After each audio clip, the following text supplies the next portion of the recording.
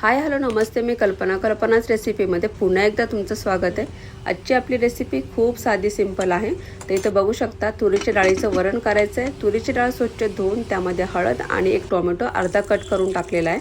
म्हणजे एका टोमॅटोचे 2 भाग केलेले आहे, म्हणजे शिजल्यानंतर त्याची साल सहजपणे काढता येईल।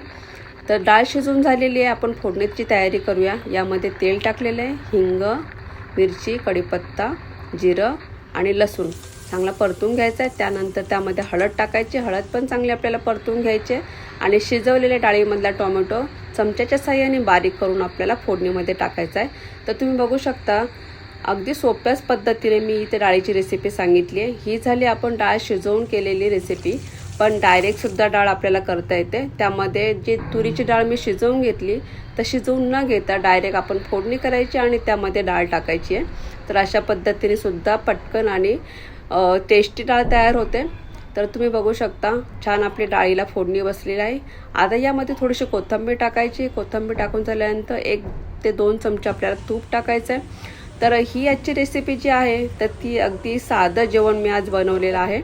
तर यामध्ये आज मला काय आवडतं हे तुम्हाला सांगणार आहे। तर ह्या डाळीच्या अगोदर मी 1-2 रेसिपी अपलोड केलेल्या होत्या, तर त्यामध्ये तुम्ही पाहिलंच असेल आचारी मिरची बनवलेली आहे आणि कोवळ्या वाटाण्याची चटपटीत अशी चटणी बनवलेली आहे।